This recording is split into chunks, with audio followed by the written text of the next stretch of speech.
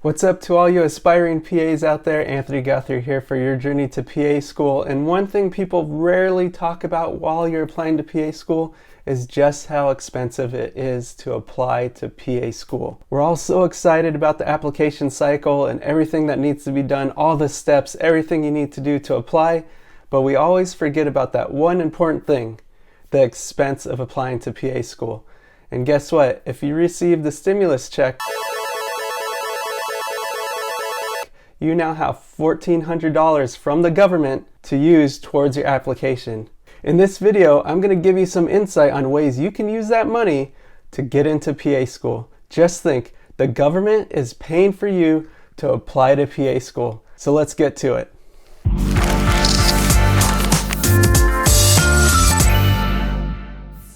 For those of you new to my channel, welcome. I'm Anthony Guthrie, practicing PA since 2008. And if you want more videos about how to get into PA school, make sure you smash that subscribe button. Just think, the government is paying you to apply to PA school. All right, the government gave you a stimulus check. Now what do you do with the money? Applying to PA school gets expensive. When I have people reach out to me and ask me questions about how they can get into PA school, one of my favorite questions to ask them is, how many PA programs do you plan on applying to this cycle? And it's amazing to hear the various answers that I get. Some people are realistic and say 2 to 5 to 7, maybe 10. And there are other people that I know are not familiar with the process of applying to PA school and the expenses that are accrued by applying to more programs. They give numbers like 25, 30, every program in California. That's all well and good if you have the financial resources, but the vast majority of people are working entry-level jobs in the medical field part-time. Maybe they're already using loans to pay for some expenses. So applying to that many programs is just not feasible. All right, so let's break down this $1,400. See what you can do to help you get into PA school using the government's money. First, we're going to start with the $1,400. Now, CASPA's fee and to apply to one program, $179. So we're going to subtract that right off the top. Now, the average person will apply to 7 PA programs, so you already paid $179 to apply to one program and cover the CASPA application. So to apply to 6 additional programs, it is going to cost you $330. How I came up with this number, each additional program is $55 to apply to, times 6 gives us the $350. So now we've come to a grand total of $891. Now we could go a couple different routes with this $891. Some of you want to expand your net while applying to PA school and are going to apply to a PA program that requires the GRE. Now the good thing is not every PA program requires the GRE, and so this is not going to be an expense for everyone, but for those of you interested in applying to these programs, you're going to have to take the exam. The cost to take the GRE at this time is $213, so we're going to subtract that amount now from our total. As you can see, we're at $678 remaining in our budget. And what are some other things that we can use that money towards? Another misconception about applying to PA school are the fees for something called supplemental applications.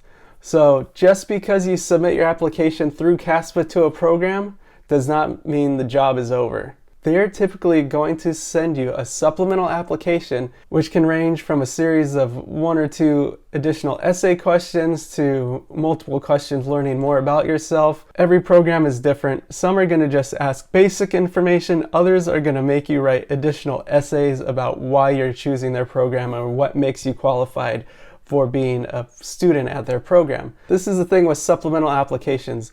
They all vary in expense. Some programs are going to charge from no cost at all to $50, $100, sometimes even more. For the sake of our example, I'm going to use the average, which is about $50 per program. So that means we're going to multiply $50 by 7 programs that you apply to. Now granted, does not guarantee that all 7 of the programs are going to send you supplemental applications. Some programs may have supplemental applications that are more than $50, but for the sake of this example, we're going to do that. So here is our example. This leaves us with a grand total of $328. Now this $328 can be broken up in multiple ways. Some of you can use this money to pay for travel expenses for future interviews. Now granted, last year nearly all interviews were conducted via Zoom, not requiring you to pay the expenses of airfare, transportation, hotel, food accommodations.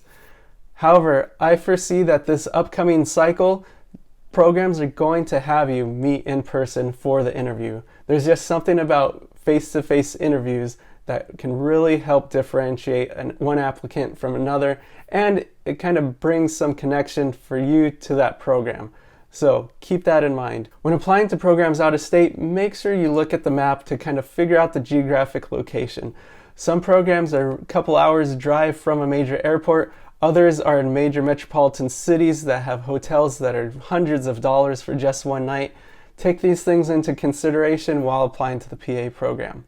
Now, if you're not going to save that residual money for travel expenses for interviews, other options include purchasing your outfit for the interview. You want to look good, you want to buy a nice suit, dress professional, and you have the residual income to buy something nice. Now granted, depending on your budget and your situation and your financial style, this may be plenty of money or it might not be enough. So take that into consideration. Another thing you could do with this additional $328 is, if you think of it, is basically free money you weren't planning on using for your application cycle. So you could use this to your advantage, purchasing personal statement editing services, coaching services, mentoring, things that can help better prepare you for the application and getting into PA school. Now, I'm not saying you have to use expenses. There are plenty of free resources out there. There are plenty of fellow PA and PA students willing to help you out for free. Maybe this was something you're on the fence on. You wanted to pay for personal statement editing service, but you didn't have the money. Now you have that additional income to help you out. Think of it as being able to take advantage of the extra income that you have. Now let's do a quick recap. So you're going to have this $1,400. The CASPA fee to apply to one program is $179. Then in our example, applying to the additional 6 programs is $330. Using the residual money for the GRE, $213. Then we're going to deduct supplemental applications, which we're going to assume for this sake are all $50, leading us to $350. And this gives us a grand total remaining of $328 remaining to use on whatever route you want to take. Now, before you start blowing up the comment section, what about tests like the PA CAT versus the GRE, or how about using money to study for the GRE?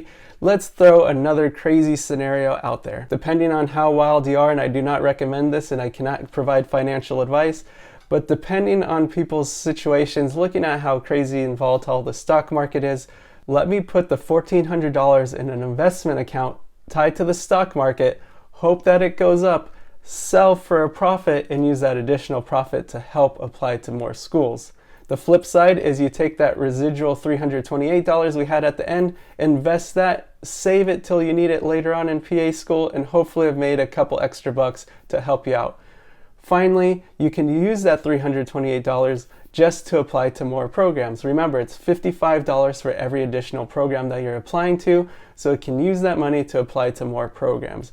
Now, in the example given, I did not use this because it would incur more costs such as supplemental applications and travel expenses, which could kind of boost you over your budget if you're using this $1,400 solely for your application cycle. Hopefully, most of you have been working full-time, saving some money, putting it off to the side, and developing a budget while applying to PA school. Now, this is something no one ever talks about. You just work, you have your money, you spend it on whatever you want. Then it becomes time for CASPA, and you need this quick infusion of an extra couple grand. People have to borrow money from the bank, borrow money from family members, use their credit card, different things that can really set them back and increase their expenses and increase their debt. Now let's take advantage, use what the IRS has given us, this $1,400 additional dollars, use it to your advantage. In the comments below, I want to know if you use this technique of taking the money and applying to PA school using that extra $1,400, and if you get accepted, because just think, you can use the government's money to get accepted into your career goal of becoming a PA. That's the ultimate dream. Using your resources to your advantage, so that way you could get accepted into your dream goal, and hopefully once you're a working PA you can pay it forward and bring it full circle. So that's it for this video. Make sure you subscribe and hit the like button. If you want more videos like this, make sure you drop ideas in the comments below. I'm excited to see what other video ideas you'd like me to create. And remember everyone, I can't wait till the day to call you a fellow PA. Keep working hard, be smart with your money, and it's always a good investment to invest in yourself. As always, you can check out my other videos to learn how you can get into PA school.